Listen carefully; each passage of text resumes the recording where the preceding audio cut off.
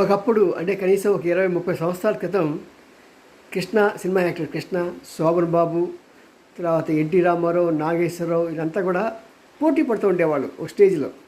వాళ్ళ cinema titles కూడా అలాగే పోటీగా ఉండేవి.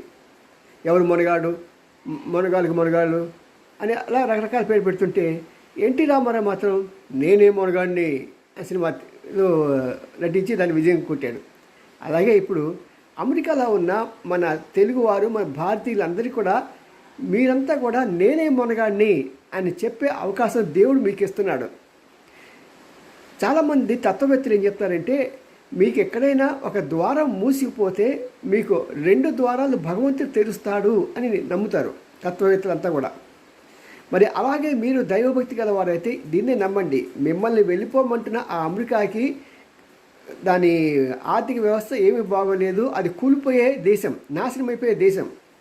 హాయిగా మీరు భారతదేశానికి వచ్చి చక్కగా మీకున్న టాలెంట్ని ఉపయోగించి మీరు కనుక కొద్దిగా కష్టపడితే ఇనిషియల్గా మీకు ఒక 1 or 2 years కష్టం ఉంటే ఉండొచ్చు కాక, మీరు చక్కని ప్రతిభ చూపించి స్టార్టప్స్ కానీ లేకుంటే మీకున్న సాఫ్ట్వేర్ స్కిల్స్ కానీ ఇలా ఉపయోగించుకొని మీరు చక్కగా చేసుకుంటే అమెరికా వాళ్ళే పరిగెత్తుకొస్తారు సార్.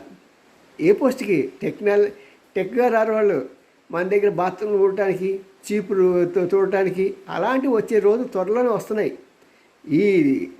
ఇతను కూడా, మన ట్రంప్ కూడా దైవ భక్తి గలవాడే. అందుకే బహుశా దేవుడు కూడా అతను వాడుకుంటూ నువ్వు ఇలా చేయరా, ఇలా మాట్లాడరా, అప్పుడు భారతీయులంతా కూడా తెలివైన వాళ్ళు, కష్టపడే మనస్తత్వం ఉన్నవాళ్ళు, వాళ్ళందరినీ నువ్వు అటు పంపించేస్తే భారతదేశాన్ని నేను చాలా డెవలప్ చేస్తాను, పైకి తీసుకెళ్తాను, చాలా పైకి నా ఉద్దేశం ఉంది, దానికి నువ్వే కారకుడు అవ్వాలని చెప్పి భగవంతుడు అతనికి చెప్పాడో ఏమో. మరి మొత్తానికి ఇది మంచి రోజండి, మీరేం భయపడకండి.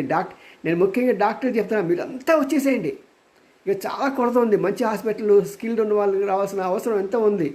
మీరు కనుక వచ్చేసారంటే అమెరికాలో ఒకరికి జలుబు వచ్చినా, ఒక యాక్సిడెంట్ జరిగినా సరే ట్రీట్మెంట్ చేసేవాళ్ళు లేరండి అక్కడ. ఎందుకంటే ఈ వైద్య వృత్తి మొత్తం మనమే డామినేషన్ అయి ఉన్నాం. అలాగే మన సాఫ్ట్వేర్ కూడా మనమే డామినేట్ చేసి ఉన్నాం.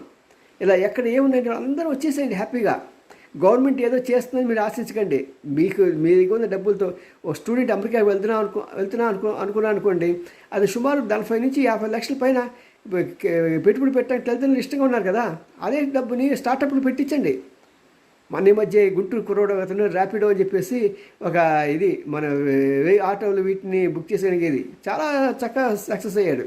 మరి అలాంటి సక్సెస్ మీరందరూ పొందుకోవాలని భగవంతుడు ఆశిస్తున్నట్టు నాకు అనిపిస్తుంది. అది వచ్చేయండి, ఆడికాలు ఈడికాలు పట్టుకుంటుంటండి. మన దమ్మున్న వాళ్ళం, మునగాళ్ళం, ఎన్టీ రామారావు, లేకపోతే పెద్ద పెద్ద మహానుభావులు పుట్టిన